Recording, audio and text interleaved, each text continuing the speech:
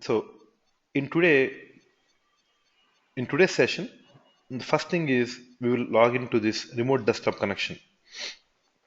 In the remote desktop connection, we have to enter the IP address 122.175.39.11. 3377 is the IP address. So click connect. So once we click connect, enter your username and password. Username is this is my user, Surya, and the password.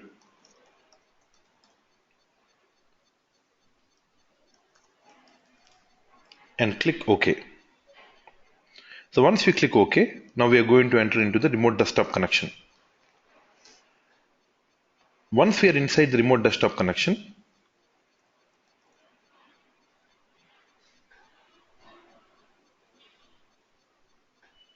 so click on start. So please see we are inside the remote desktop connection. Click on start. Click all program. Click SAP HANA folder. Click SAP HANA Studio.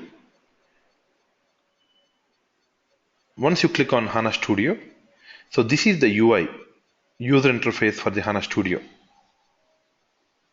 And click OK. So to launch HANA Studio, click OK.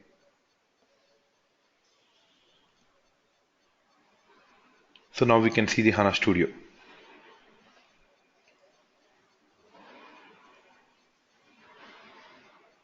So in the HANA Studio, on the extreme left hand side, we can see systems.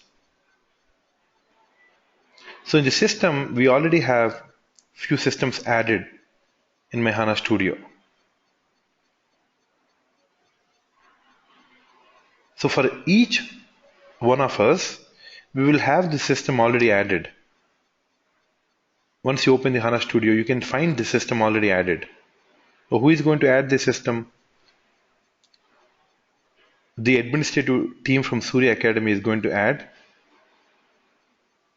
We have to right click on the system and click log on. The username is HANA user. On the other day we have discussed about these usernames and passwords. Username is HANA user and the password is W capital welcome 1234. In welcome 1234, W is the capital letter and click OK.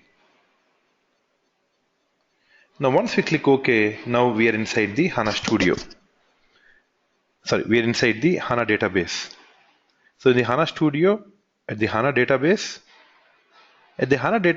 we find catalog and content. Okay, now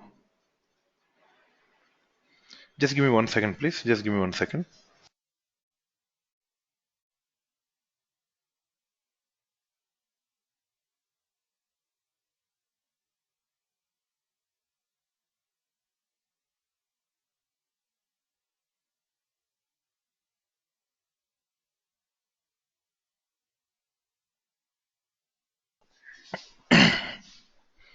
There is some disturbance coming. I would like to close my windows.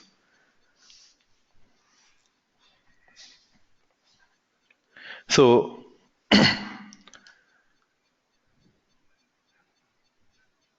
here, once we are inside the system, you can see catalog and content.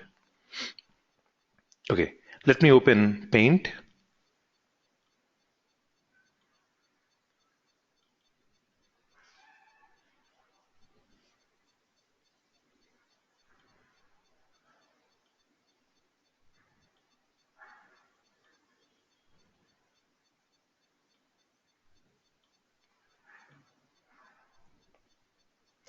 If this is HANA Studio,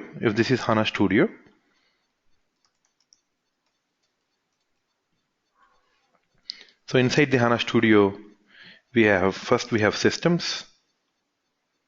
We have system. So under system, we have catalog.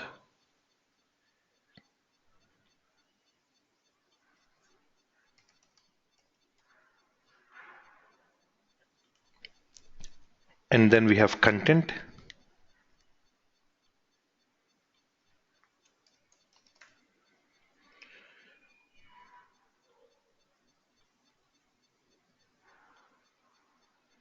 Now, what is a catalog? Catalog is a collection of schema. Catalog is a collection of schema.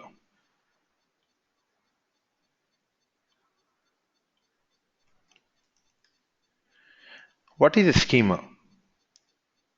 Schema is a collection of database objects like tables. Schema is a collection of database objects, for example, like tables. These tables in HANA, they are in memory. These tables are in memory. Means basically these tables are stored in RAM. These tables, the primary way to store data for these tables is column tables.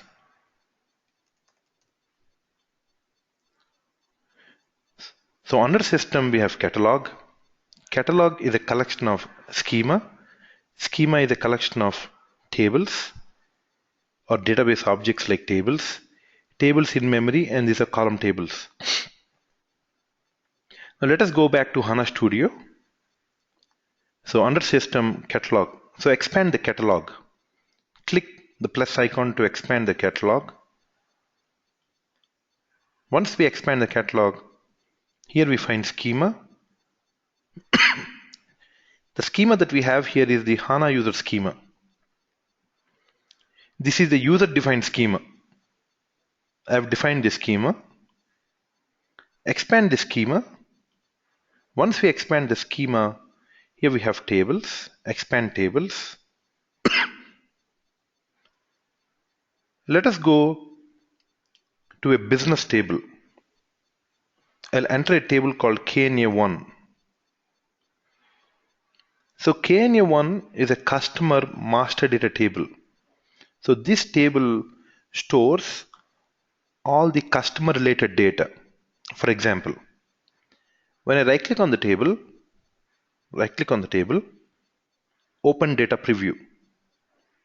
Click open data preview.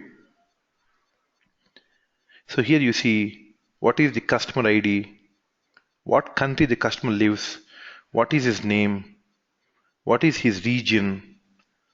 So this table basically stores all the customer related information.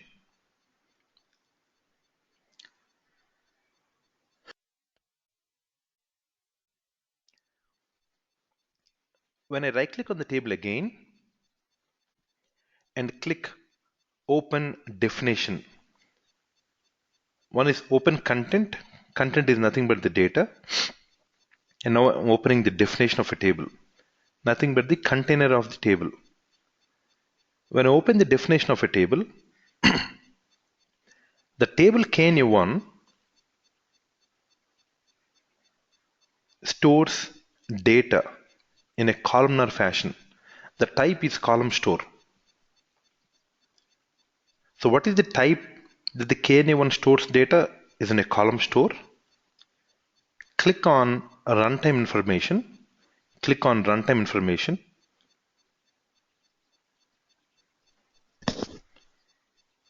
Once we click on runtime information, the total memory consumption for this table is 3376 KB of data.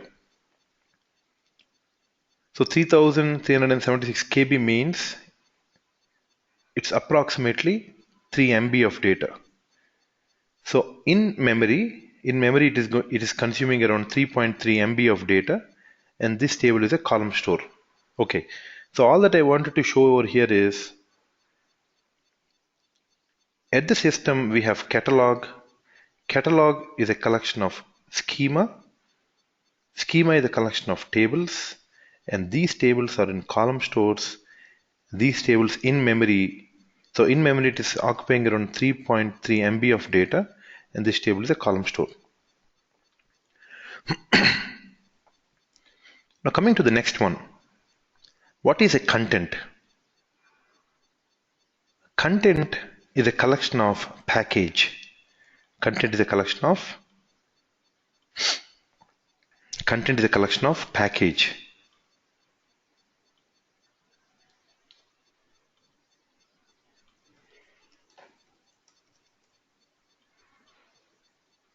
So you can have multiple packages. A package is a collection of information views. A package is a collection of information views. I'll just write the shortcut IV. IV means information view. These information views are basically of three types.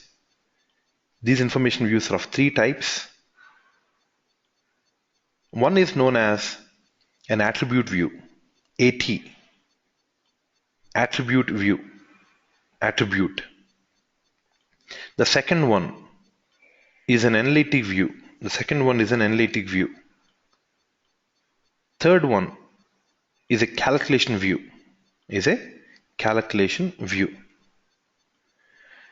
So let's come again. So under system you have catalog and content. Catalog is a collection of schema. Schema is a collection of tables. These tables store data in memory. These tables store data in columnar fashion. Content is a collection of packages, and packages are the collection of views, information view. Views are of three types: attribute, analytic, and calculation views. Now, first of all, what is a view? A view is nothing but an object that gets data in runtime. Views doesn't hold data. So where will a view get data from? The view gets data from tables, and these tables store data in column, and these tables are in memory. So basically, data modeling is done through these views. The views are available in packages, but the tables are available in schemas. So it's nothing but how we would like to group tables. The grouping of tables is done in schema. The grouping of packages, grouping of information views are done in package. Okay. Now, how do we group these schemas? Based on what criteria will I group schema? Based on the data provisioning method. So how do we group? Based on data provisioning. So what are the different types of data provisioning we have? For example, let's take an example of SLT. All the SLT related tables, all the tables that are related to SLT will be grouped under SLT schema. All the tables that are related to BODS, Business Objects Data Services, will be grouped under a different schema. All the tables that are related to DXC, Direct Extractor Connection, will be grouped under a different schema. So how do we group schemas? In the real world, the schemas are grouped based on data provisioning. So all the SL related tables will be in SLT, BODS tables will be in BODS schema, all the DXC related tables will be in DXC. So these are for grouping of tables. Now how do we group information views? So information views are grouped based on applications.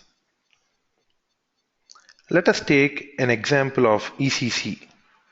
ECC is nothing but Enterprise Core Component or Enterprise Central Component. The core components of ECC, if you ask me what are the core components of ECC based on an application, there are basically three core components. One is sales and distribution, means sales from the logistics point of view. The other one is HR, human resource. and the other one is FICO. Now again in sales we have orders, deliveries, billing. In HR we have compensation management, e-learning, time management. We have payroll management, managing of payroll, time, e-learning, compensation management, personal administration. From FICO, we have general ledgers, account receivables, account payables, controlling profitability analysis. Okay, what I'm trying to say here is how ECC is grouped based on applications. We can group information views based on packages. It means that we can create one package for FICO and group all the views that are related to FICO we can keep in this package. We can create another group called HR. All the information views that belong to time management. For example, TM. Under time management, you want to see employees attending office, employees absentees, employees working overtime. You want to group information views that give information about employees attendance, employees absence, employee working overtime. You can group in a different package called HR. You can group information views that belong to sales orders, deliveries and billing in a different package. So what is a package? Packages are used to group together related information. So what is a package? Packages are used to group together related information. So all the related information for FI in one package, all the information that belongs to HR in another package. So tables are in schema, views are under package, packages are grouped based on an application, tables are grouped based on data provisioning method. Information view, a view is nothing but which gets data from these tables in runtime. These tables are grouped under schema, whereas information views are grouped under packages. Now, the first exercise that we are going to see is how to create a package. So let us see, first of all, how do we create packages in HANA Studio? And what are the different options that are available when we create a package? So by now, we understood what is a package. Package is nothing but package is an object to group together related information. So I'll go back to HANA Studio. I'll close this schema called HANA user schema. I'll close the catalog. So here we are in the catalog. Now we're going to content, expand the content. Under content, we see packages. All these are different package. I'm going to show you one of the package that we created for previous sessions. ECC, let us take this. Expand this package. Expand the subpackage. These are different attribute views, analytic views, and a calculation view. So if you double click on any of the attribute view, so these are information views and these are analytic views. So what I'm going to do now, so how we have packages here, I'm going to create one package under content. Right click on the content, click new and click on package. Define package properties. When defining a package properties, the first thing is it is going to ask a name.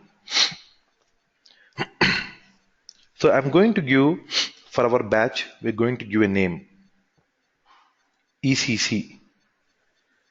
So today's date is March 8th. I'm going to create a package called March 8th. So March 8th is our package.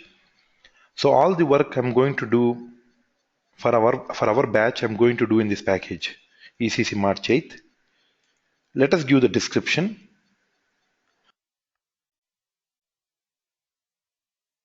Let us provide, so this is the technical name and this is the description of a package. Now here you see there is something called a delivery unit. Now what is this delivery unit? Especially when you are working on the real world projects, we have different systems to work on. One is a development server, the other one is a quality, and third one is a production server. So most of the customers will have this landscape: development, QA, and production.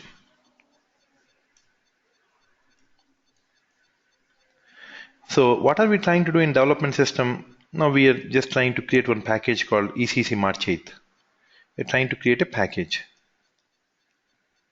So once we complete this package, under this package, I'm going to create views, which is nothing but information views. Now we know views are of three different types. We will discuss more about these views in coming classes. Okay. Now when I'm developing a package, and under this package I'm developing information views, I want to sit with end user to test the required functionality that is given by the end user. So what I need to do now, I need to transport this package from development system to quality system. Because here is where I'm going to perform my UAT, user acceptance test.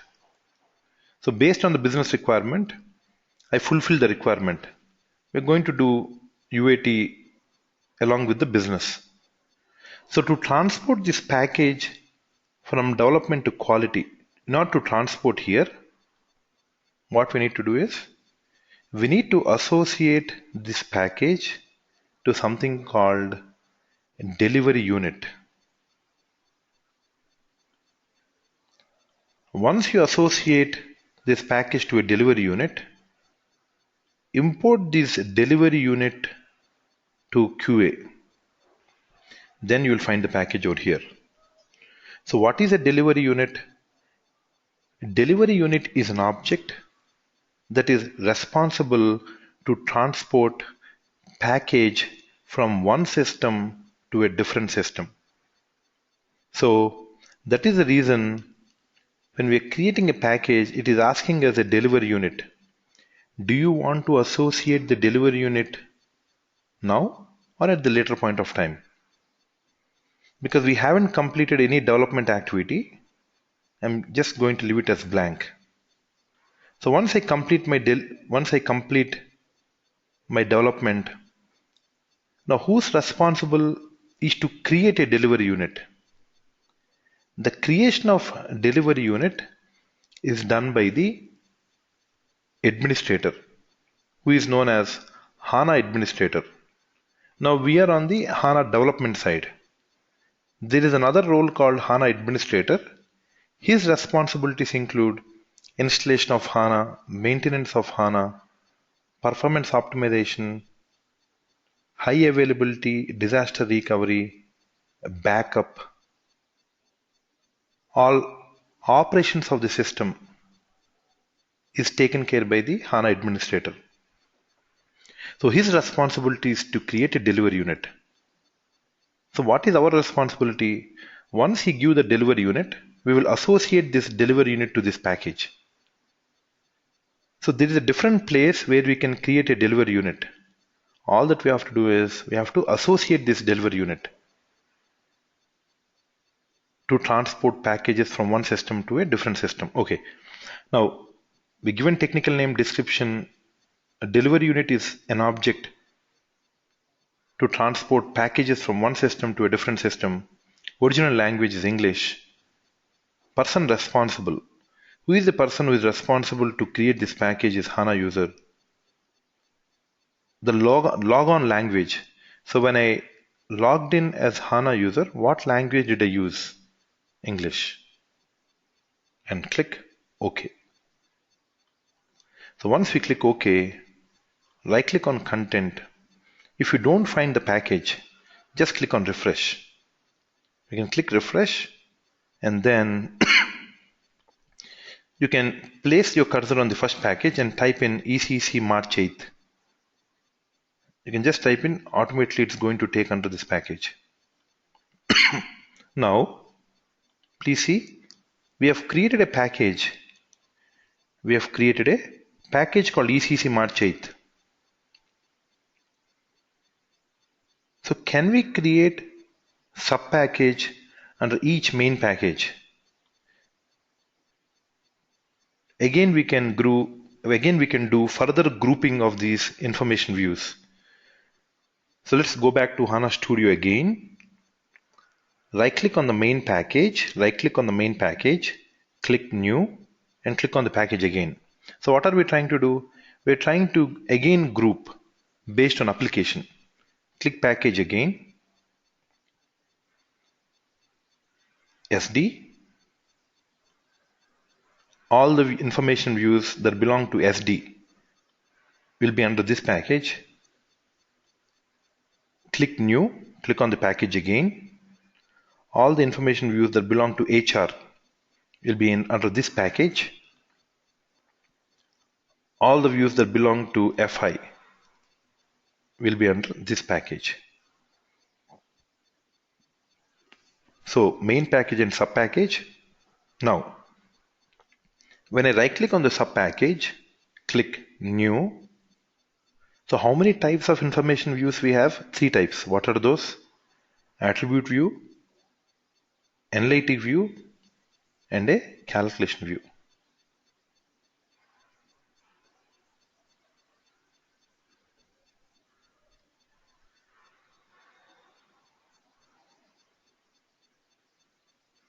Now,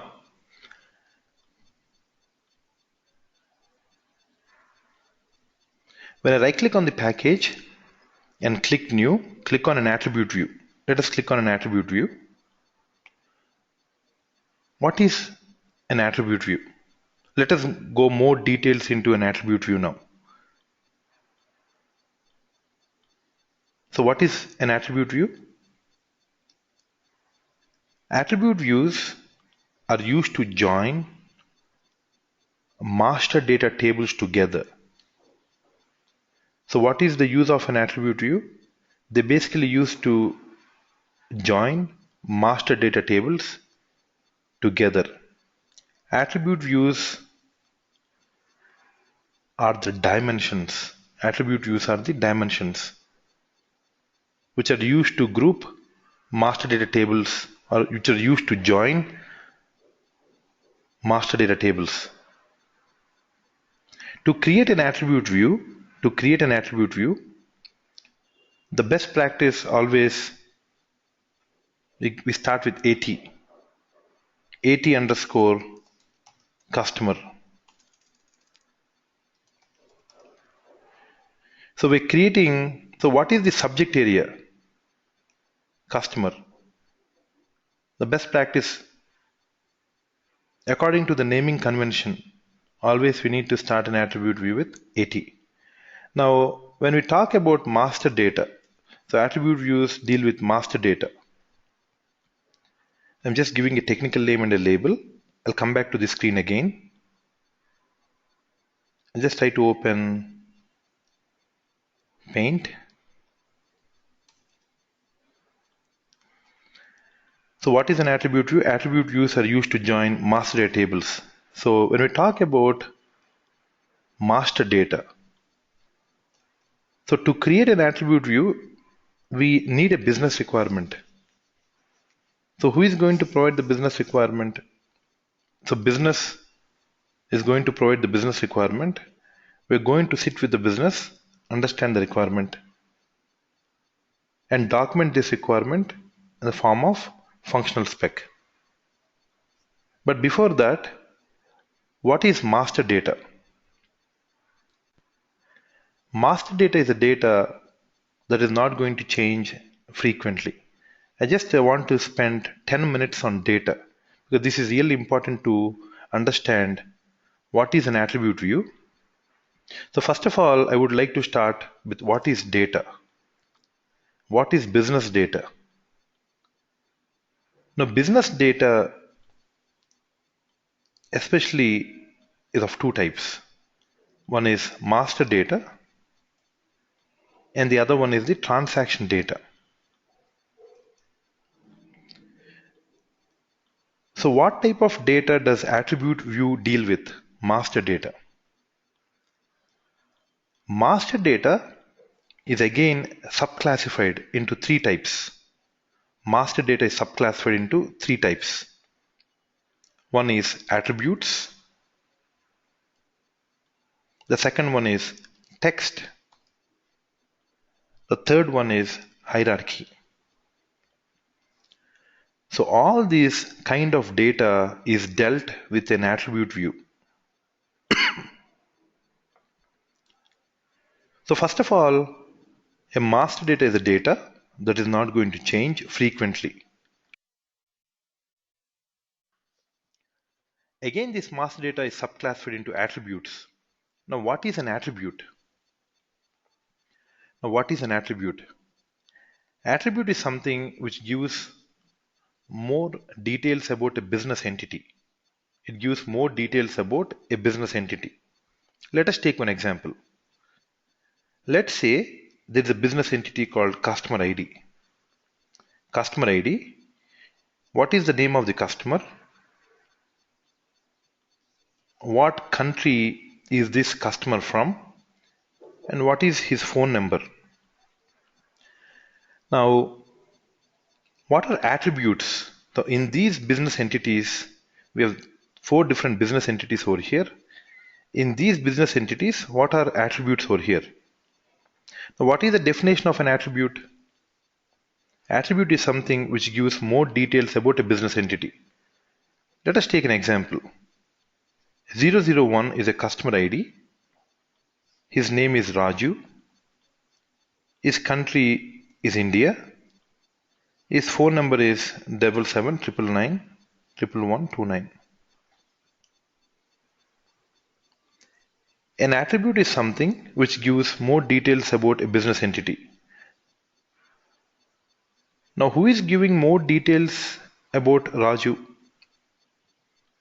What is Raju's country?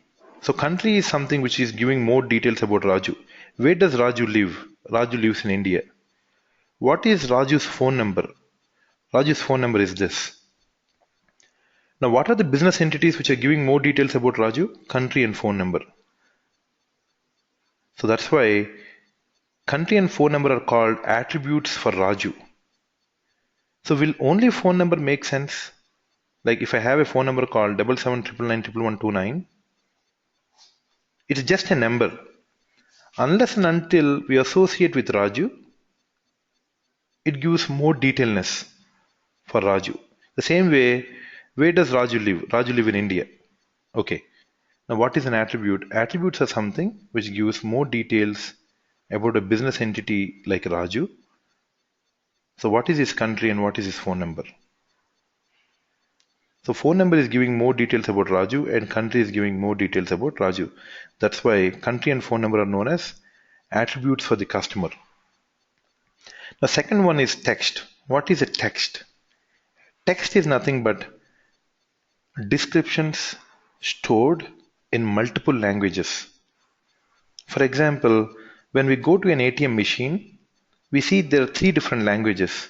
One is in English, one is a regional language, and one is a national language.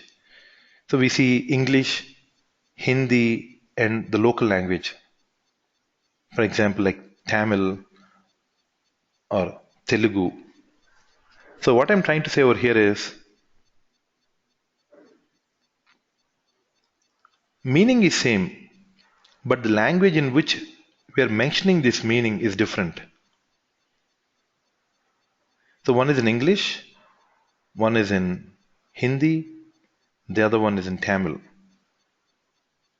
So text is nothing but descriptions in multiple languages. Meaning is same, but it is written in different languages. Now, why do we have text in different languages? Probably a person who can understand in Hindi may not understand English. A person who understands English may not understand Hindi. Especially when we implement SAP, there are clients who use SAP HANA system in Chinese. Chinese don't understand English, and English users like me don't understand Chinese. So that is the reason we store descriptions in multiple languages. So that is the reason I store descriptions in Chinese, description in English. So what is a text? So I can write India in Chinese, or I can write in India in Japanese. So a Chinese user will understand this, but an English user doesn't understand. So that is the reason I maintain descriptions in multiple languages. Now what is a hierarchy? So these are all subclassifications of master data. A hierarchy is nothing but a representation of data in parent and child relationship. So when we say a parent and child relationship, let us take a simple example, time hierarchy. So when we say a time hierarchy, in time we have year on the top, under year we have quarter, under quarter we have month, under month we have week, under week we have days. So if the year is 2015, so what is my net revenue in the year of 2015? For the quarter one, what is my net revenue? I'm basically trying to analyze my net revenue based on different time dimensions. So based on year, I'm trying to analyze based on quarter. On the first quarter, how much money did I make? First month or week or day? Actually, if you see, there is a relationship. For year, you have relationship with quarter, quarter to month. First quarter, you have Jan. Under Jan, you have second week, what is my net revenue? On the second week, on the day 8th, what is my net revenue? So year to quarter, quarter to month, month to week, and week to day. Representation of data in parent and child relationships is nothing but a hierarchy. So this is one example. Let us see one more example from the business point of view. Material hierarchy. Material hierarchy. In a material hierarchy,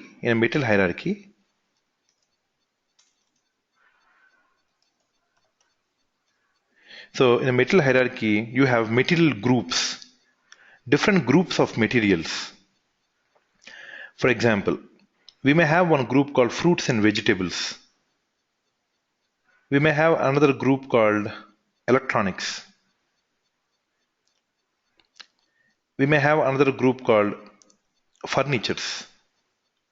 So in each group of these materials, under each group of materials, for example, fruits and vegetables, under fruits and vegetables, you may have apples, oranges, grapes. Under electronics, you may have laptops, iPhones. Under furnitures, you may have dining tables. Okay, what are we trying to do here is, now material group is parent to materials. So group is in the top, which is a parent to a material. On the fruits and vegetables, we have apple and oranges. So material hierarchy. So nothing but a representation of data in a parent and child relationship is nothing but hierarchy. Again, business data is subclassified into two types, master data and transaction data. Master data is a data that is not going to change frequently. So every day, Raju is not going to live in a different country. Today is in India. Tomorrow he may is in US. Tomorrow, day after tomorrow is in Japan. So every day, this is not changeable. Every day, phone number is not being changed. So that's why we say master data is a data that is not going to change frequently. Phone number may change, but not so frequently. And master data is subclassified into attributes, text, hierarchies. Attributes are something which gives more details about a business entity. For example, phone number for customer. Text, descriptions in different languages. Business users who understand Chinese may not understand English. English users may not understand Chinese. Hierarchies, representation of data in parent and child relationship. Now, all this kind of data that we're talking about is actually taken care by attribute views. So attribute view is a view that is used to join master data tables to each other. Okay, now we know what is an attribute view, what kind of data that it deals with. Now to start creating an attribute view, so please see, I started to create an attribute view with something called AT underscore customer. AT represents the naming convention. In SAP, we have a naming convention. Attribute views always needs to start with AT, best practice. Now to start to create an attribute view, we need a business requirement. We need a business requirement.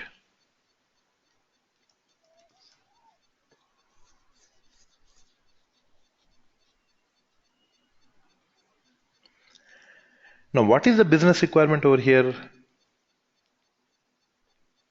Okay, whenever we start a HANA project, we are the part of HANA application consulting team.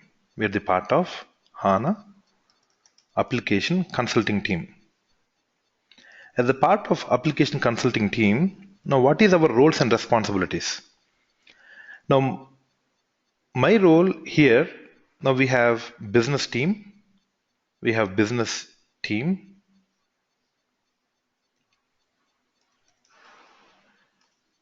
Now to take a requirement from business, so we're the part of consulting team, HANA consultant.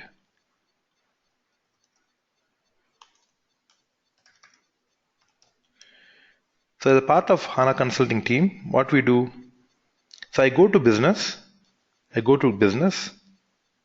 we conduct something called workshop.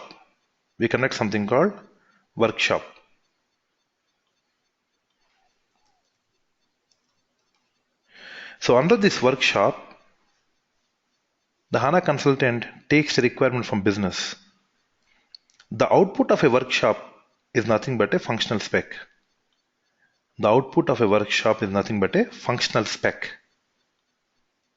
So a functional spec will contain the requirement that is given by business. So whatever the business is basically discussing over here, I document this in the form of functional spec. Now where do I gather functional spec? The output of the workshop is nothing but the functional spec. Once I have this functional spec, which has all the business entities that are given by business, I'm going to convert this functional spec to a technical specification. I'm going to convert this to a technical spec. Now, what is the difference between a technical spec and a functional spec? Technical spec will have the requirement from business. Functional spec will have the requirement from business, and a technical spec will have the details about system. So it talks more about technical details. It talks more about functional details, like business entities. Now, once I convert this functional specs to technical specification, again these technical specs will have low-level design documents, high-level design documents.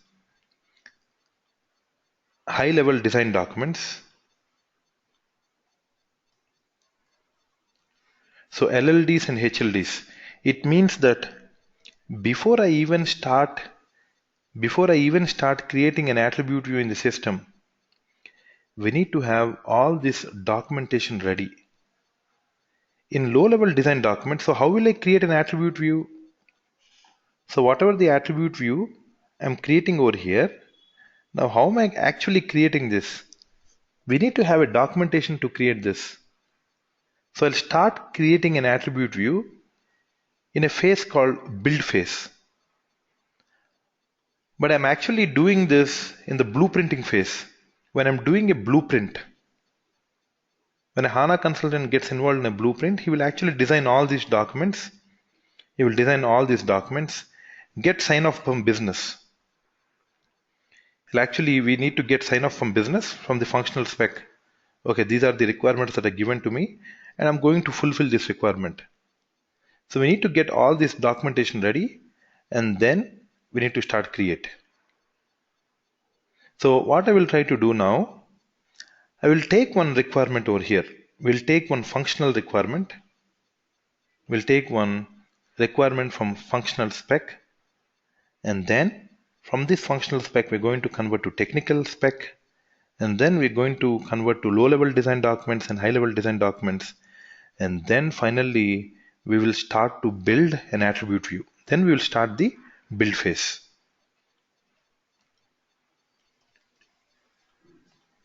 So let us take one functional requirement. So to take this functional requirement,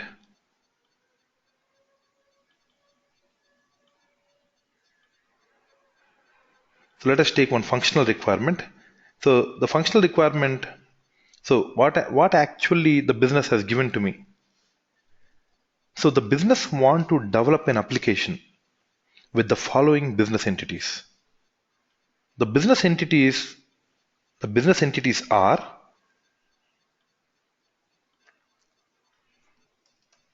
what is my customer ID? What is the name of the customer? What region does he belong to? What country he belong to? These customers are purchasing what materials?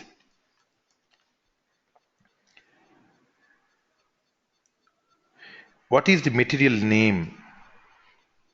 And what is the material group? So what is customer name, customer region, customer country? These customers are purchasing what materials? What is the material name? What is the material group? And these customers belong to the customers. What is the company code? What is the sales org? What is the sales organization? The company code operates in what currency?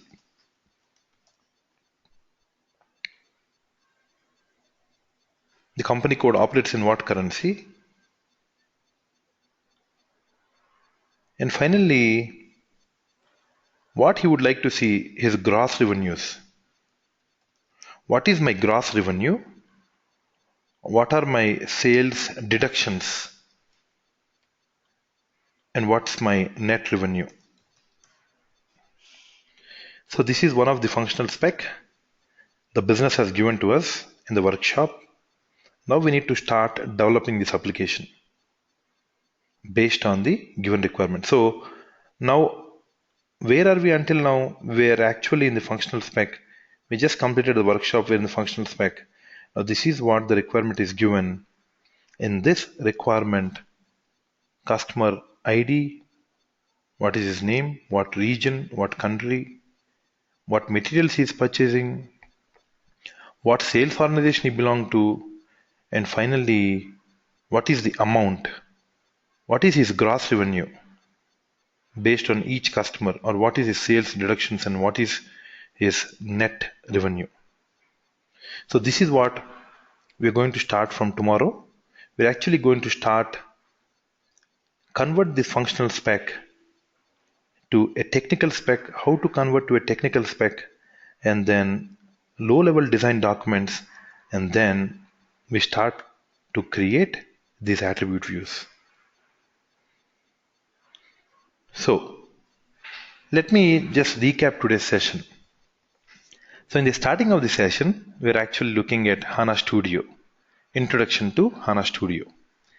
In the introduction to HANA Studio,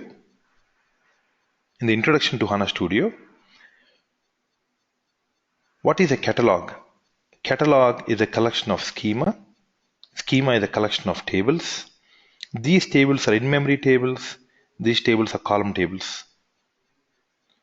So once you go to the catalog, expand the schema, and when you double click on a table, the table is in memory. The table is a column store in memory. And then we started to understand what is a package. Packages are used to group together related information. For example, all the FA related information, I'm going to keep it here. All the HR, going to keep it here. When we create a package, we can see something called a delivery unit. A delivery unit is an object to move packages from one system to a different system. Once we complete creation of package, then we started to understand what is an attribute view. Attribute views are used to join master data tables. Because in order to create an attribute view, we require a requirement. So how does requirement come from? Requirement come from business. We sit with business in workshop, understand its requirement. We document the requirement in the form of functional spec. These functional specs we need to convert to technical specs. So one of the functional spec I have taken to build an application is customer materials, company code, and gross revenues and net revenues. So in tomorrow's session, we will see based on the given functional spec to convert to a technical spec and then create a low-level design document and then start to build the attribute view. That is for today's session. Thank you everyone to attend today's session. Now we'll open up for questions. Participants who have questions, please type in your questions in the chat box. Participants who want to interact with me can raise your hands. I'm going to unmute you. You can ask your question. I'm going to answer your question. Thank you everyone once again to attend today's session. We'll see you tomorrow same time. Thank you. And also, I encourage everyone to start reading the material, which is HA 100, which is Introduction to HANA. And I encourage everyone to please read this material. Thank you.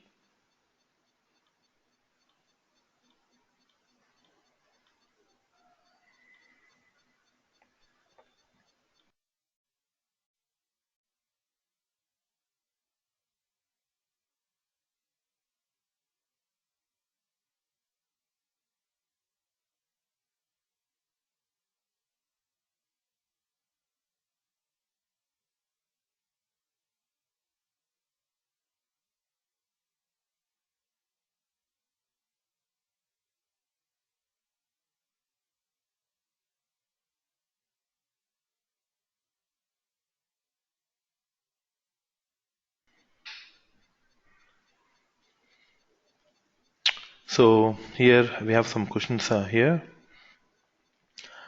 How can I get access to previous sessions? So please, all the administrative questions, please talk to Bharat.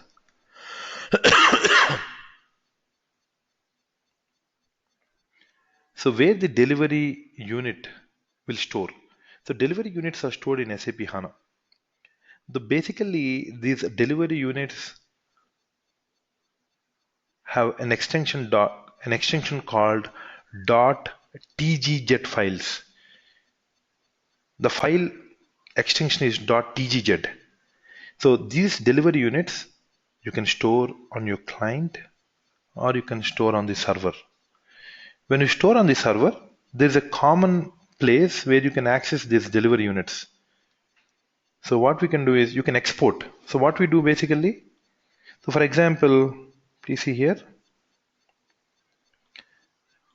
when we have these systems,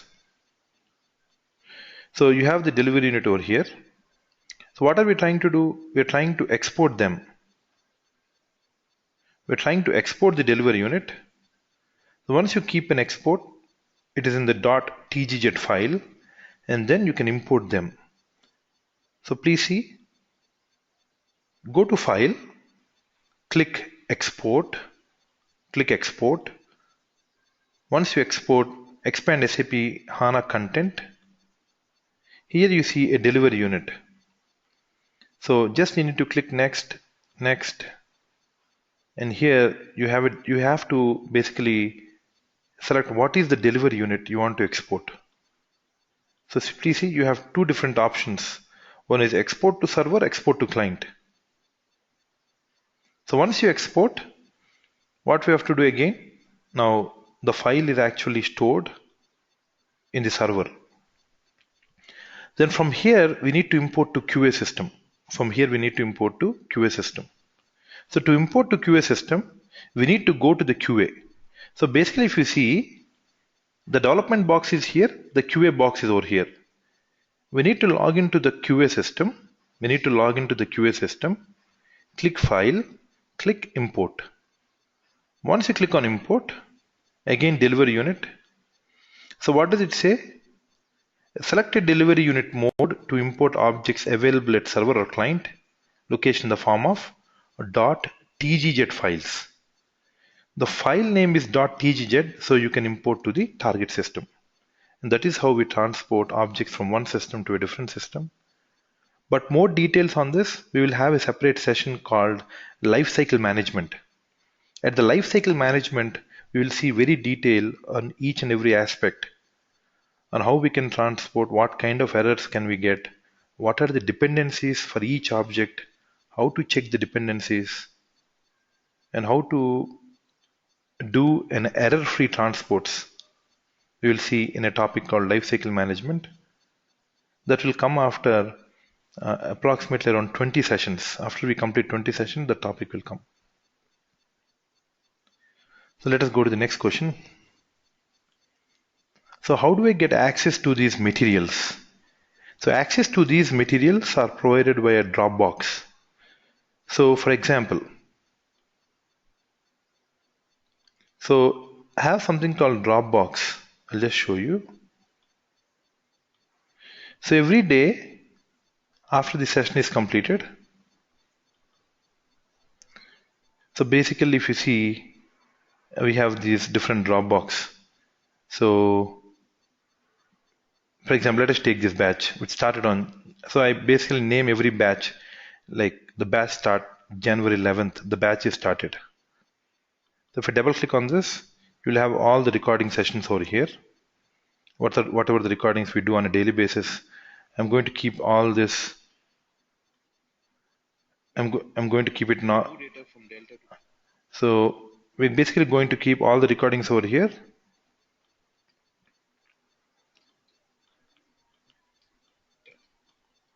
And along with this, we keep all the materials, HANA materials. So in the HANA materials folder, if you go, you can see all the materials HA100. You can double click to open this. You can see all these materials over here.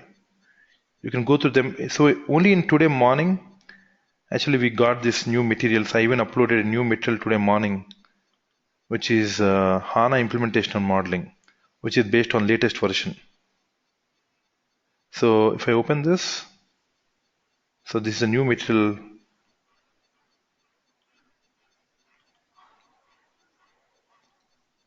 So only today morning I uploaded these materials.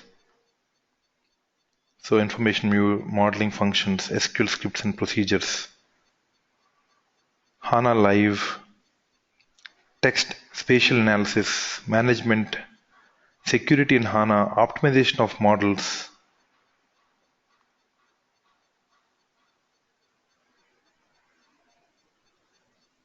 So this is the latest material today I uploaded.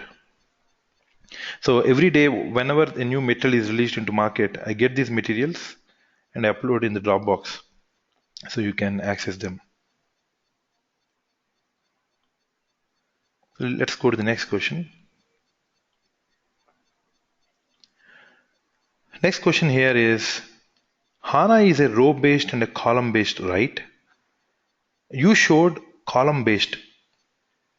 On what condition should we use a row-based? Okay, let us go to HANA Studio. let me go to the remote desktop. In the remote desktop, when I go to the remote desktop, please see when I expand the system, expand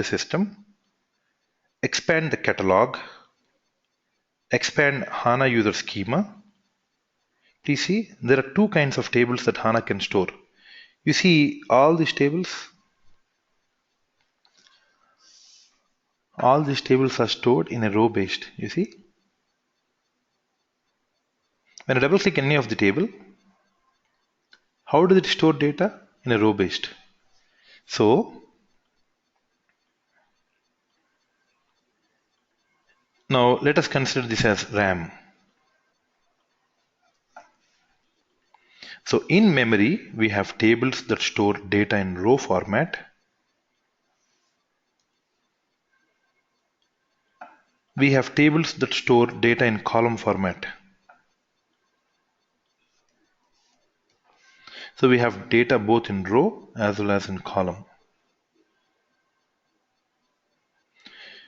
So when you store data in row format, when should we use these tables? When you store data in column format, when should we use these tables? Okay. Whatever the business data, means any table that stores business data, means the data that actually belongs to customers. So who owns the actual data? The data is owned by the business. We're only a consultant who are supporting the business.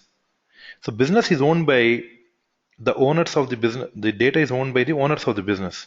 So whatever the data that is owned by the business, we always store in column based.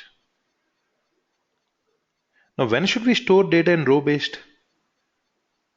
It's when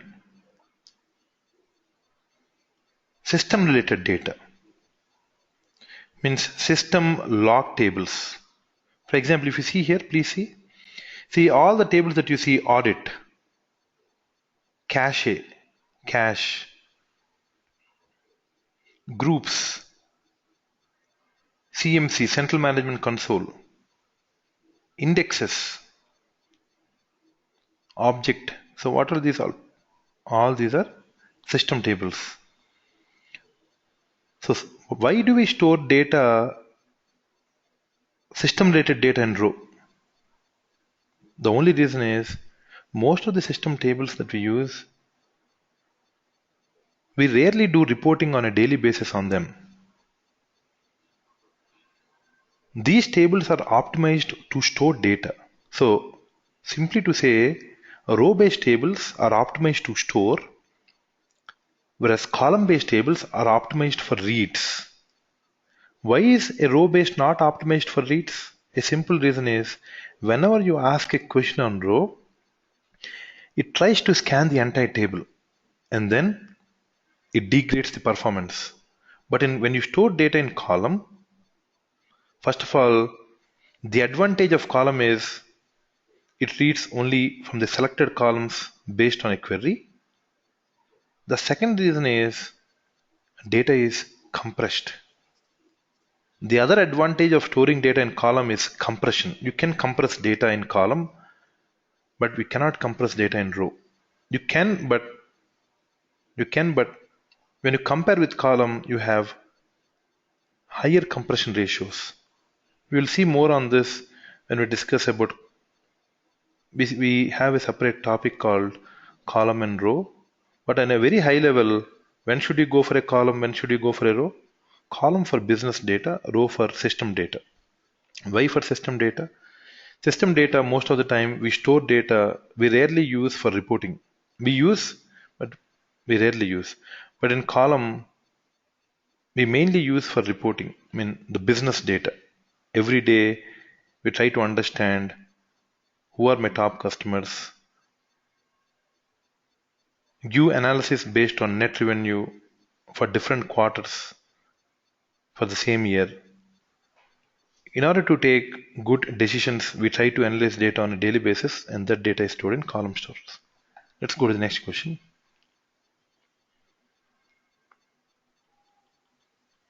Can I have Bharat ID? So usually all the communication you can do with the communication you can do with nagarjuna.k@gmail.com. So this is my personal ID. So Bharat, so most of the time Bharat will access this email ID. Bharat will access this email ID. So all the incoming emails for this email ID is actually taken care by two persons. One is Bharat and the second one is Vijay Lakshmi. So they will, because a lot of participants will be writing emails, and I may be in office working. So I kept two people who can actually take care of my email. One is Bharat and the second one is Vijay Lakshmi. So whatever the email that you send, they will try to analyze that email. They will see whether it's materials, administrative questions, or it's a question and answer, whether it is a server related issue, or whether it is a fee related things, whether it is a material related things. They will try to basically analyze that, and they will forward to appropriate department. If it's server, we have other people who take server.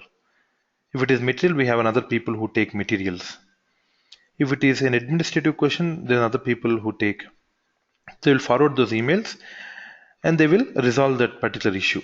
Even the phone number that we use is 7799911129. So that is the main number. So whenever you can call that number, and then sometimes you may get call from a different number from the office.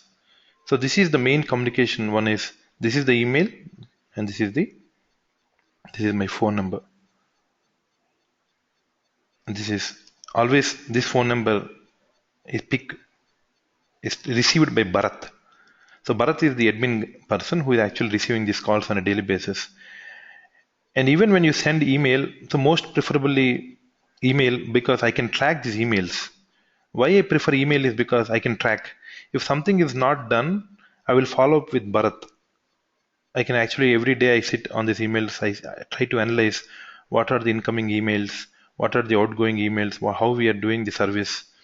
And then I can advise properly when you send an email. But what happens is when you do call, I may not have the track of the calls. It's difficult to have track of all the calls. But even we maintain call log. We maintain call log wherein I have why this call is coming and what is the reason participants are calling. I actually tell to Bharat to maintain a call log. I'll also go through his call log. But sometimes, what happens is the information loss may happen because everything cannot be written in a call log. They will write a gist of the call log. So always I prefer participants to please send an email for anything so that I can also see those emails and respond appropriately. Because I am also working in a different company, I will work until 6:30 to 7 p.m. and then I'll come back and then I will basically go through all these things. So please do email, and also for urgent issues you may also call. For anything you may also call Bharat and you can communicate with him. So let's go to the next question.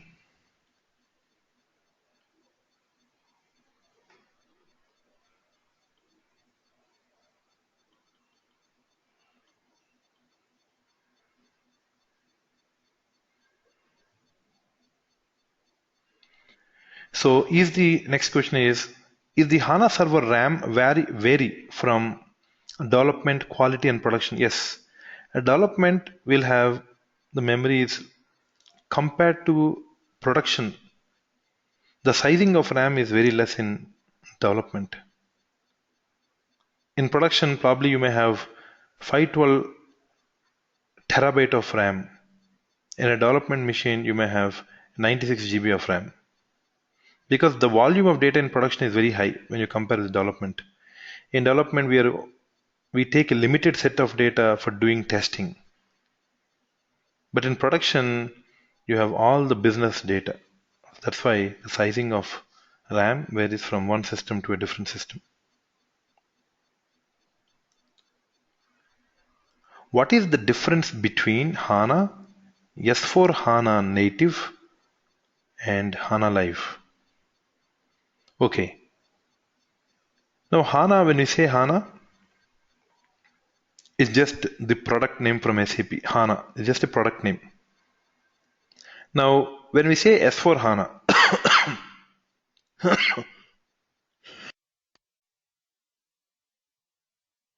So S4HANA is nothing but a technology platform which is leveraged on HANA. So what is S4HANA? S4HANA is nothing but simple fourth generation. It's simplified fourth generation software. Now S4HANA mainly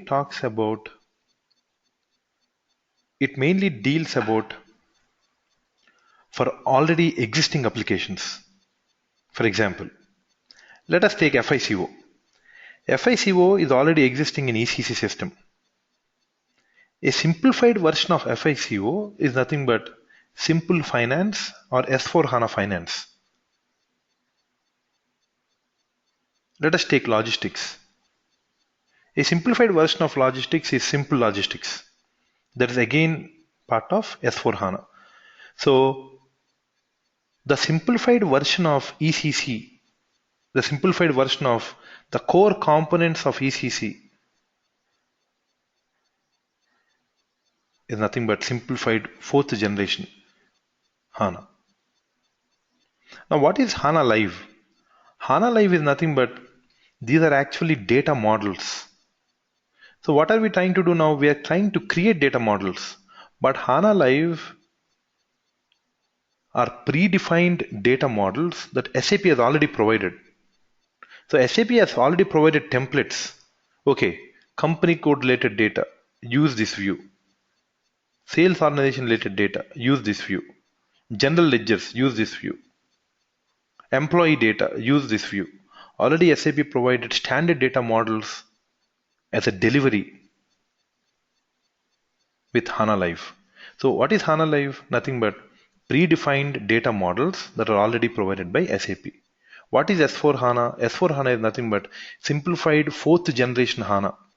Mainly deals with functional consultants. What is HANA? HANA is nothing but it's an in-memory database. It's basically a database and an application platform. It's a database and an application platform where you can design your own applications or you can use existing applications like ECC powered by HANA, CRM powered by HANA, PLM product powered by HANA, SCM powered by HANA, BW powered by HANA.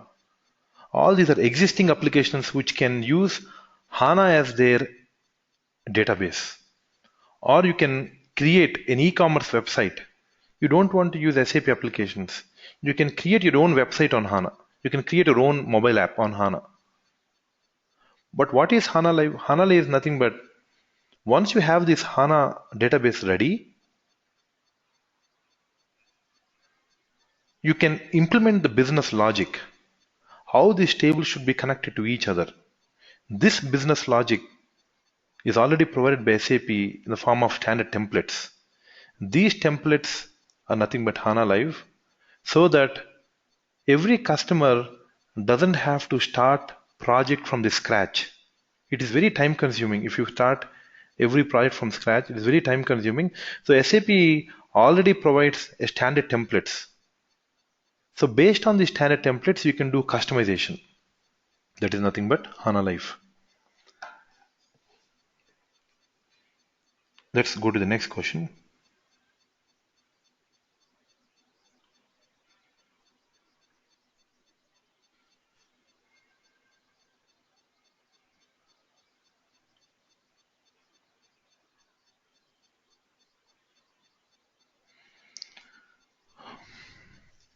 Can I increase the memory? Yes, you can always increase the memory. For example, you purchased, let's say, 96 GB of RAM. Especially to tell you one more thing, HANA licensing model is purely based on RAM. For example, let's say I'm using 96 GB of RAM.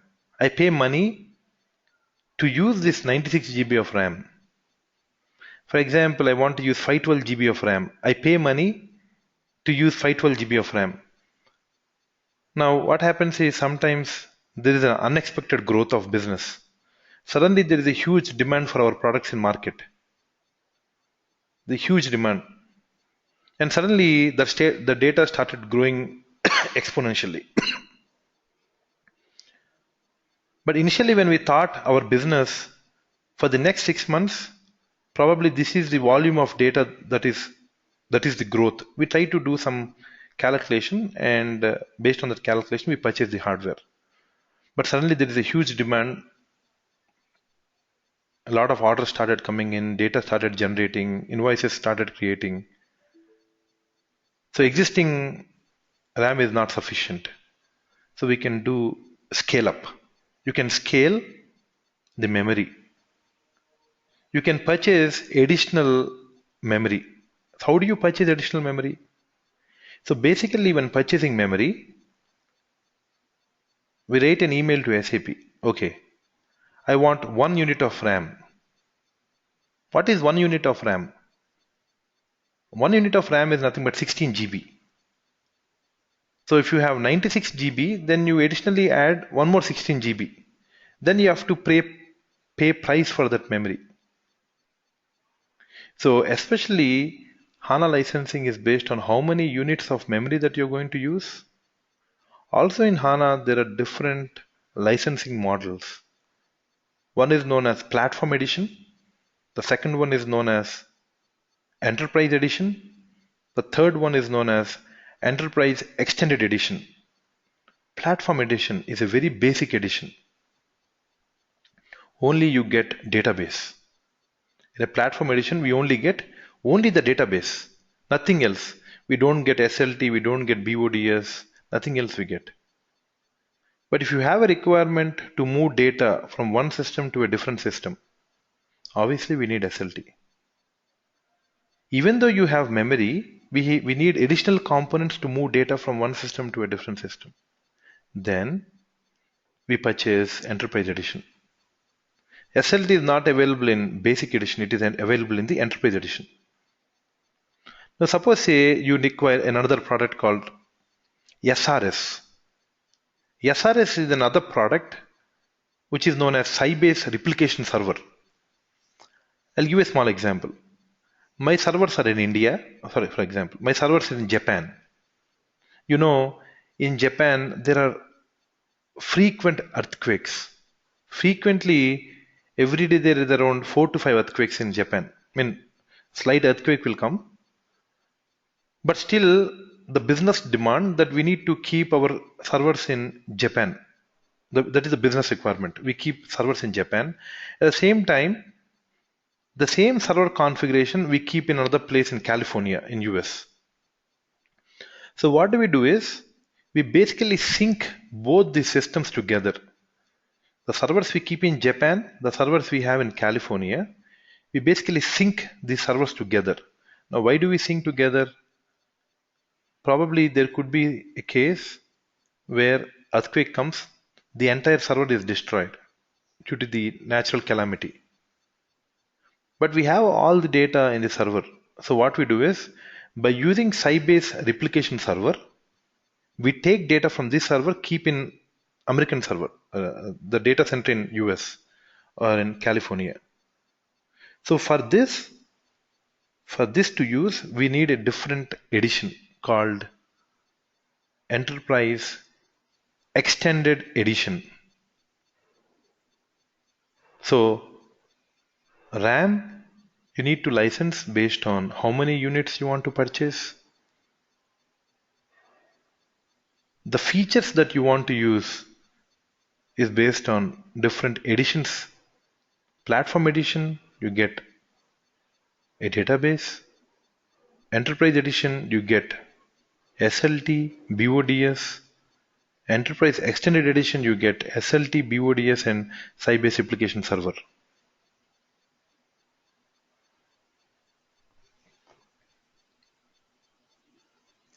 The next question is, are you teaching HANA Live in this course? Yes. So we already have HANA Live. So if you see here,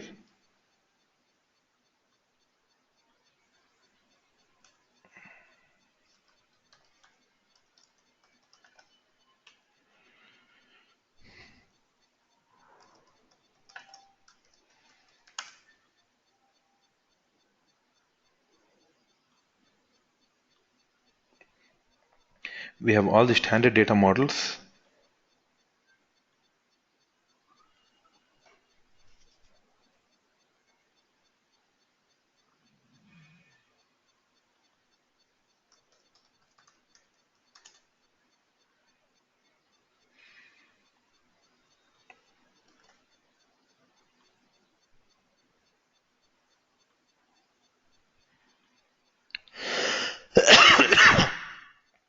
So these data models for simple finance.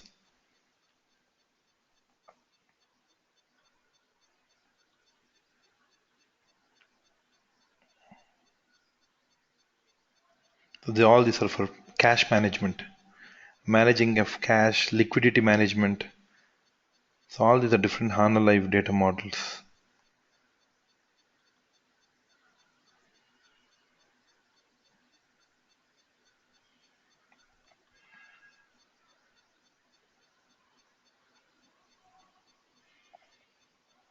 All these data models are from HANA Live. This is based on simple finance, COPA.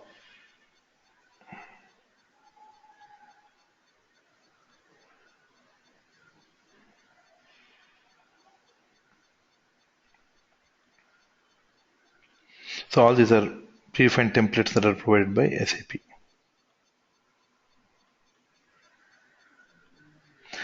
To basically work on HANA Live, we have a HANA browser, HANA Live browser. With that browser, we can work on them. I think the questions are complete.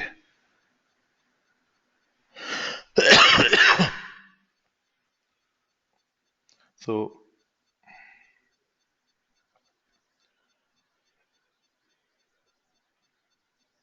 any other questions participants may have, please raise your hands. I can unmute and you can ask your question.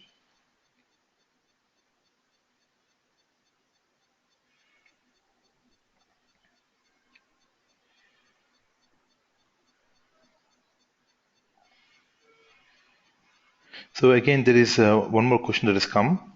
Is there STMS kind of tool to import the delivery unit from development to test environment? Yes, we have. In HANA, we have transport management tool. So using this transport management tool, we can transport, and right click on the instance. So here we have something called open cockpit. So when you open a cockpit,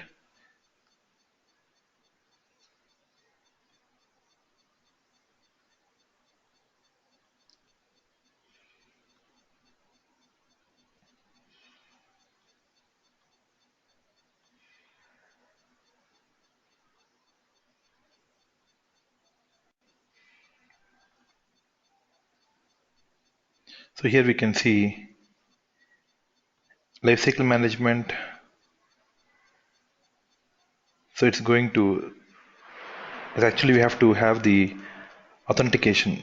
We have to have the certificates imported. Once we import the certificates, then we can go back to, we are actually opening on the certificates are not authenticated. Once you open, you can open this URL. This is like STMS, where you can configure routes from one system to a different system.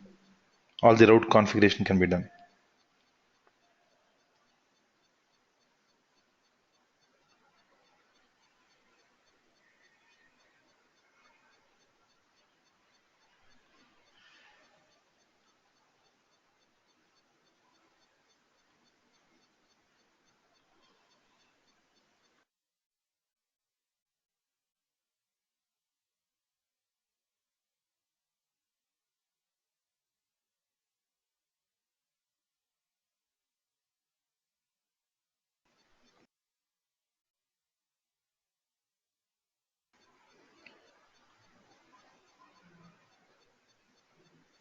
So Vijay Muthuswamy, Mr. Vijay Muthuswamy. Yes, Nagarjuna. Yeah, yeah. Yes. Hello. Yeah. Hello?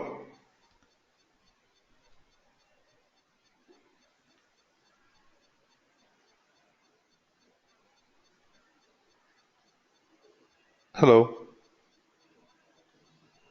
Hello?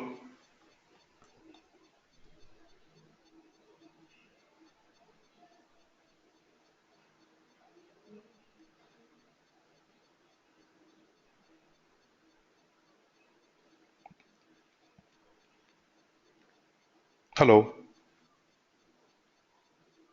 Hello, Vijay Muthuswamy?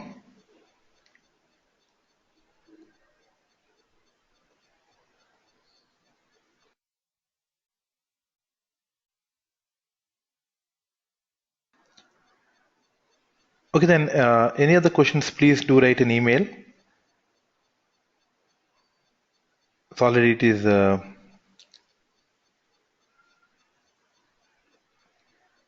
time. So we'll meet same time in tomorrow's session.